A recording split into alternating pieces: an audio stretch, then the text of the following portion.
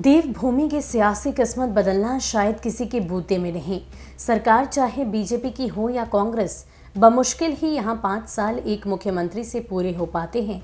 वैसे तो मोदी शाह की जोड़ी ने तमाम राज्यों के सियासी चरित्र को बदल कर रख दिया, मगर उत्तराखंड में एक सरकार एक मुख्यमंत्री चला पाए, ये वो भी नहीं कर सके।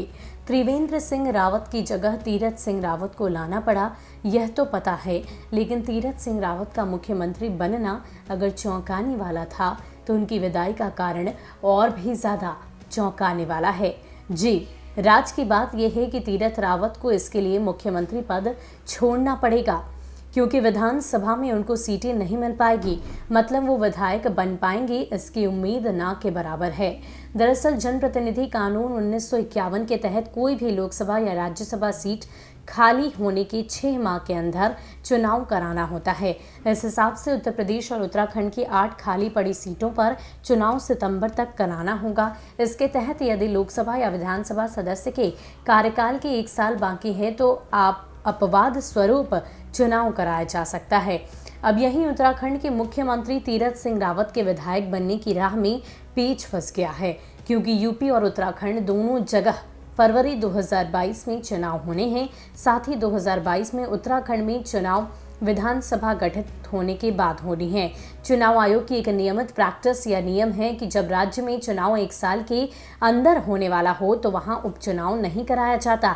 जाहिर है कि इस आधार पर उत्तराखंड में चुनाव नहीं हो सकता। बात केवल उत्तराखंड की नहीं, बल्कि उत्तर प्रदेश समेत अन्य राज्यों में 25 विधानसभा सीटें रिक्त हैं। इतना ही नहीं, 3 संसदीय और 4 राज्यसभा सीटों पर भी निर्वाचन होना है। सूत्रों के मुताबिक चुनाव आयोग ने सभी नियमों को खंगालकर और व्यवस्था के दृष्टिकोण से यूपी की 6 और उत्तराखंड की 2 सीटों समेत सभी 25 पर कोरोना महामारी के चलते फिलहाल चुनाव न कराने का फैसला लिया है।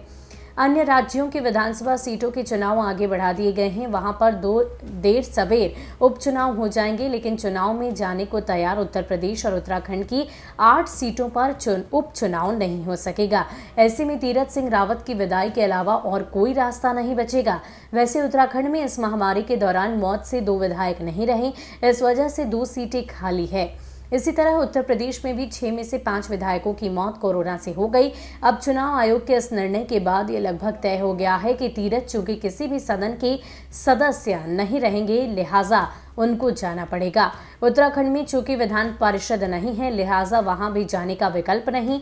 अब राज की बात यह है कि अगर तीरथ की विदाई होती है तो उनकी जगह देवभूमि की कमान आखिर कौन संभालेगा?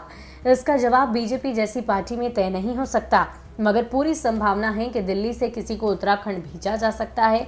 इस कड़ी में 2 नाम हैं, केंद्रीय शिक्षा मंत्री रमेश और सूबे के पूर्व मुख्यमंत्री रमेश पोखरियाल निशंक और बीजेपी की मीडिया इंचार्ज और राज्यसभा सांसद अनिल बलूनी। मोदी सरकार के दूसरे कार्यकाल का केंद्रीय मंत्रिमंडल विस्तार कभी भी हो सकता है। इसको लेकर पीएम अपना होमवर्क कर चुके हैं। माना जा रहा है कि यदि निशंक को यहां से मुक्त किया जाता है तो उन्हें पहाड़ी राज्य की कमान संभालने के लिए भेजा जा सकता है। वहीं अनिल बलूनी को पीएम मोदी और गृह मंत्री की बीमारी की वजह से वो जनता के बीच जाने से बचे, मगर अब स्वस्थ होकर लगातार उत्तराखंड नहीं बल्कि पूरी दिलचस्पी भी वहां की राजनीति में ले रहे हैं। उत्तराखंड में पहले राजनीतिक संकट से जब बदलाव हुआ तब बलूनी की सेहत बहुत ठीक नहीं थी, मगर अब जिस तरह से वो सक्रिय हैं, उसके बाद इस संवैधानिक संकट से निपटने के लिए तीरथ की विदाई कर बलूनी को कमान दिया जा सकता है और इसकी संभावनाओं से इनकार तो बिल्कुल भी नहीं कर सकते। अब देखना यह है कि निशंक का अनुभव भारी पड़ता है या फिर बलूनी की ईमानदार छवि। तो उत्तराखंड की सियासत में जल्द ही कोई उठापटक देखने को मिल सकती है और वहां के मुख्यमंत्री की विदाई जब होगी तो दूसरा मुख्यमंत्री आखिर कौन होगा, इस पर फिलहाल संशय है।